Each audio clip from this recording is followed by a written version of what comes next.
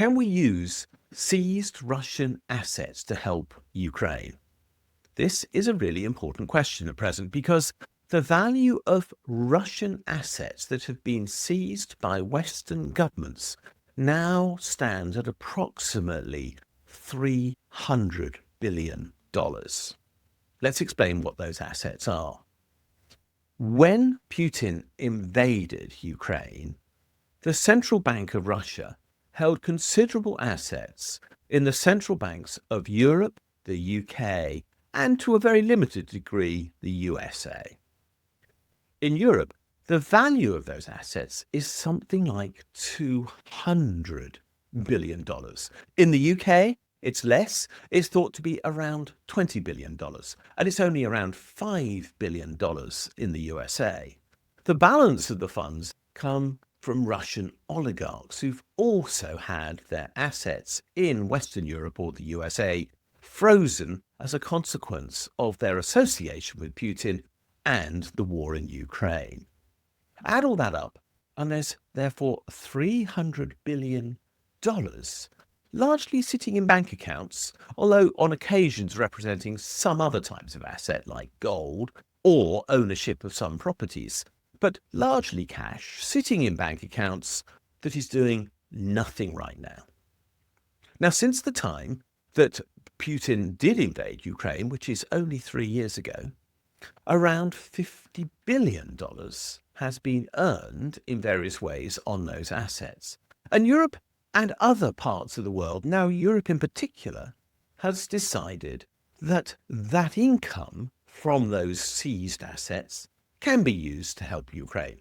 So loans are now being made to Ukraine to help it fund its war effort, with both the interest on those loans plus the repayment of them being effectively made out of the income generated on the seized Russian assets held largely in European central banks in Belgium, it so happens. I think that's perfectly fine. But the big question is the much bigger one.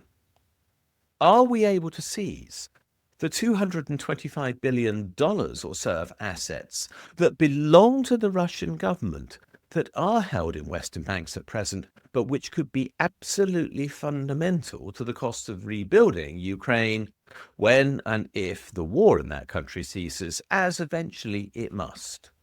Because that cost of reconstruction is already estimated to be around $400 billion, and these assets could make a substantial contribution towards the cost of that redevelopment when the time comes for them to be used. Now, the arguments are really quite straightforward with regard to this, except for the ethics that are involved.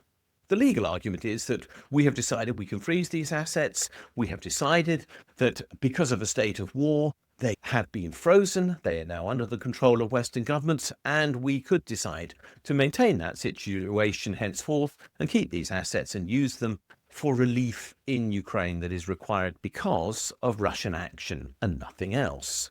It is legally possible to do that.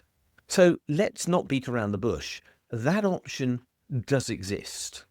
But there are counter-arguments. And the counter-arguments are much more subtle. They're also much more dangerous. Let's look at what they are. The argument is that if we've seized the assets that belong to Russia, other states with dubious human rights records, or frankly, a record of aggression on occasions, might not wish to bank in Europe or London or in the USA. But let's leave the USA out of this at present because it's now, frankly, a state beyond the rule of law. Let's just think about Europe and the UK as a consequence. Would we wish to prejudice the right of banks in the UK to hold Chinese, Saudi, and other governments' assets when we know the governments in question do very clearly have dubious human rights records? That is the question that is being asked. And at present, the bankers and frankly a great many politicians are saying, we mustn't prejudice the right of the City of London or the European banks to take deposits from anyone just because their money might be tainted by dubious human rights. we should respect the sovereign right of those countries to hold assets wherever they wish. Is that the right argument?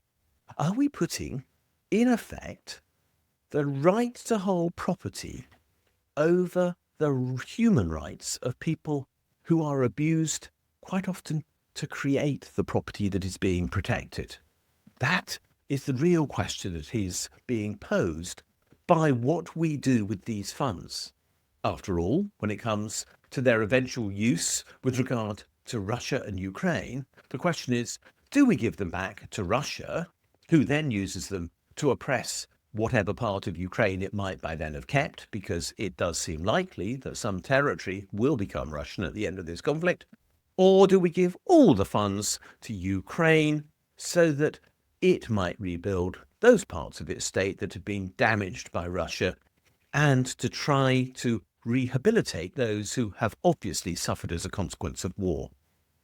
Do we prioritize, therefore, property rights over human rights?